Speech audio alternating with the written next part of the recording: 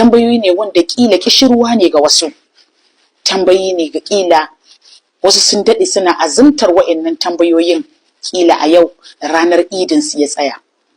Tambayoyi ne wanda ake samun challenge a zamantakewar gidan aure, sai mun yi mentioning ba, amma yan uwa tambaya ta farko ba sai mun fito da ita ƙarara ba.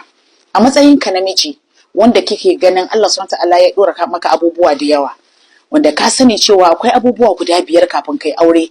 Dole akwai sadaki, dole akwai siga, dole akwai shaidu, su ne ashahidani, dan uwa, dole akwai wurin zama, dole akwai ilimantar da mace. Shin ka kiyaye waɗannan abubuwan?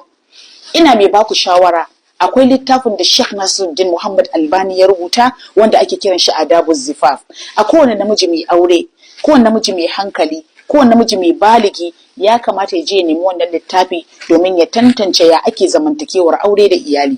Kila ina tunanin wannan littafi idan dan uwa ya karanta zai sauƙaƙa mishi a zamantakewar aure, wanda zai lura da cewa ga haƙƙin fa da Allah subhanahu ta'ala ya dora akan matarsa.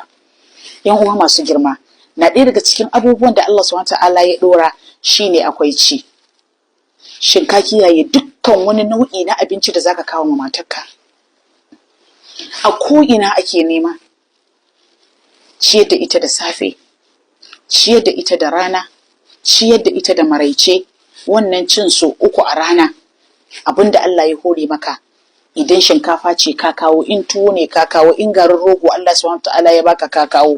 Ka kiyaye waɗannan sharuɗan na kawo matarka a kullum. Sannan idan jarabawa ta same ka, ka taɓa bata haƙuri, ka bar matarka ta yi sana'a saboda wannan illar da ke faruwa a lokacin da ka je baka samu ba ka dawo, sana'an nan take ci a cikin gida, kila la'alla ta maka amfani, ka barta. Me yasa ka hana ta yin sana'a? Me yasa ka hana ta aiki? Me yasa ka hana ta juya naira 5 ta koma naira 10? Wannan yana ɗaya daga cikin illar da idan jarabawa ta samu mai gida, ahalin gidan da matar gidan suke samun matsala. Jama'a mu kiyaye, Allah subhanahu ta'ala sai ya tambaye ka akan kiwon da Allah subhanahu ta'ala ya baka. Allah mai girma da ɗaukaka yana cewa dukkan ku ababen kiwo ne, zan tambaye ku akan kiwon da aka baku. Sai manzo Allah sallallahu alaihi wasallam ke cewa hatta miji da mata, Allah sai ya tambayi miji akan kiwon da Allah subhanahu ta'ala ya bashi. A matsayinka namiji, Allah zai tambaye ka kiwon mata, sannan Allah zai tambaye ka kiwon ƴaƴan da Allah subhanahu ta'ala ya azurta ka da shi. Shin ka kiyaye wannan? Mu yi ƙoƙari. Namiji shi aka sani da jajircewa, namiji shi aka sani da faskare, namiji shi aka sani da wanki da guga, namiji shi ne aka sani yana acaɓa, namiji shi aka sani yake zuwa ya gini, namiji shi ne mai zuwa ofis, namiji shi ne mai